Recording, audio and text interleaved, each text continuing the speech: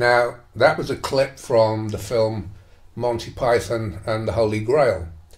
And it was when the intrepid knights, the Python knights, were in search of the Grail that they encountered the dreaded knights who say ni in the forest. And any travellers or anybody who encountered these knights who say ni could be cowed to the point of just humbling themselves, as you saw in the clip, simply by these knights saying ni. Now, the word ni means, of course, absolutely nothing.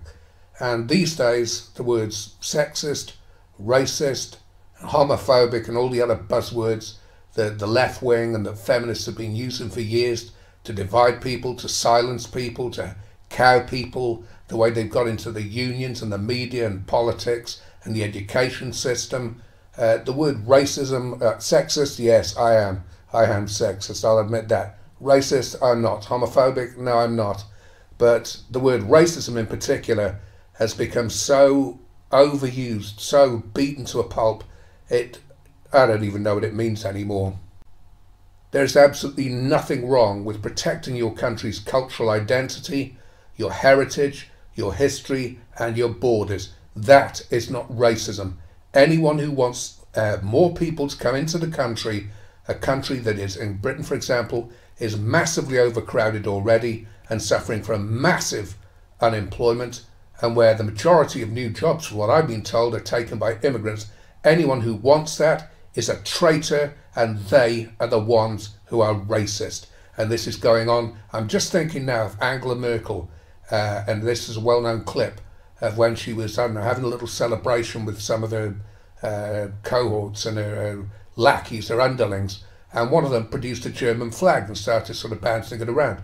She snatched it off him, gave him a look of absolute disgust, and handed it to someone else. And then there was a cut to someone in the audience, this hysterical feminist who leapt to her feet with her fists in the air, cheering it on. Now, you think of the Cologne attacks, the notorious Cologne attacks, New Year's Eve in 2015, and the police chief ended up being forced to resign, take early retirement, because of his reaction to what these immigrants did. There's no way he could have foreseen it, but the politicians, and I believe the mayoress of Cologne, practically said that the future was going to be non-German. It was going to be immigrants. And Angela Merkel herself, of course, has opened the gateways into Germany, open borders policy, in keeping with the Coudenhove-Kalergi plan. If you've never heard of that, so I'll just spell it out for you. Coudenhove, Coudenhove, and the second word, Kalergi, K-A-L-E-R-G-I. If you look it up, it's a plan for the genocide of white people by forced miscegenation, by drafting in immigrants from Africa and Islamic countries. And the reason for the title of the video is that when a load of immigrants, I think the first wave, came into Germany on trains, German women and German men went to the station, but women in particular en masse went to the station to welcome these immigrants. They were groped and molested by, that was the thanks that they got.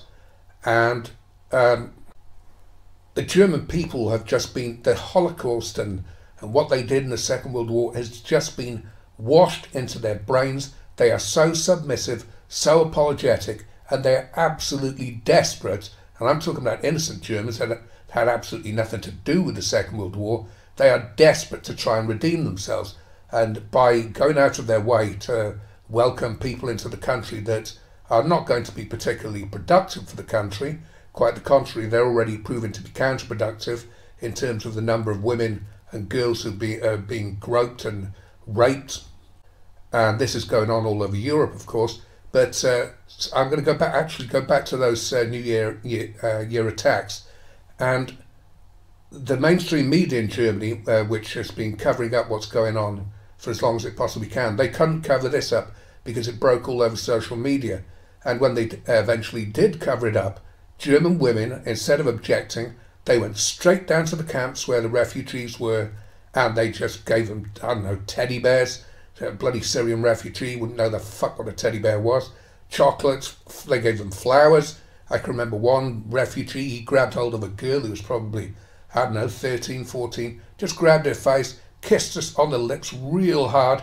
And by the time he let her head go, the look of shock on her face was, and I've seen, there's so many incidents you can go through of German girls being groped and molested by immigrants on their way to school, and then being told by the local politicians, well, they should dress more appropriately, and they should take a different route to school. It beggars belief. There was a case in Sweden, for example, of an immigrant raping 2 schoolgirls, one not just vaginally but anally as well. He got 2 months in prison, and he appealed. I don't know what's happened there since, but he appealed the decision because he thought 2 months was too much.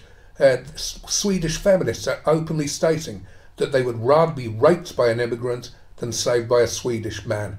It's going on in Norway, it's just going on all over the place. France have just voted in a complete establishment man who was presented by the French media as being some kind of a maverick, an outcast, sort of a guy on the outside, and they fell for it. Hook, line and sinker. The media scammed them. And in the United States, there was that poll that revealed that I think it was 6% of the US public trusted the mainstream media.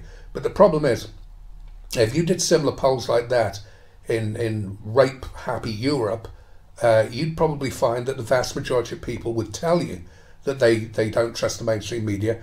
But if you shoved their own newspaper that they stupidly pay for in front of their face and said, okay, go through the articles that you don't trust and explain why you don't trust them, and they wouldn't have a clue. And they'll tune into the evening news and the nighttime news. They'll believe every fucking word of propaganda that they listen to, because they're just so dumbed down. They're so dumbed down they can't think for themselves.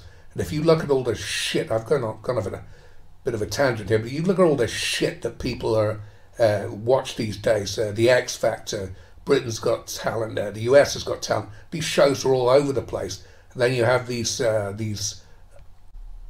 reality TV shows and the Kardashians and all sorts of shit just shoved down people's throats, and they're just, it's like, and sports as well, of course. The Romans used sports to control people. They used amphitheatres and gladiatorial combat to control people. So you've got that as well, and people are just, they're still not awake. But when it gets to the point where you can't rape sense into a fucking woman so that she, they have such Stockholm syndrome. There have been cases, a good number of them, not just women. There was a guy as well, and they claimed to have been raped by immigrants, but they didn't report them to the police because they didn't want the immigrants being deported. The most famous case was a German woman who went to the police, claimed she was gang raped, I think she said, by 4 German men. She then later admitted she was lying and that she was gang raped by 4 immigrants, but she didn't want them sent home. And the most notorious case of all was in Austria, where a 10-year-old boy was raped, sodomized by an immigrant, and he was so used to doing this, and I don't know what country he came from, but he was so used to doing it that after he'd finished raping the boy, sodomizing him, the boy had to be hospitalized, and apparently to this day is an absolute psychological wreck. The police found him on the diving board. He was still in the swimming pool. He hadn't fled. And he just told them it was a sexual emergency, and he genuinely didn't understand what the problem was. He was sentenced to jail, and he appealed, and then his conviction was overturned, and he was let out. And the mother of this 10-year-old boy, she told her children specifically to welcome the immigrants. This is just brainwashing.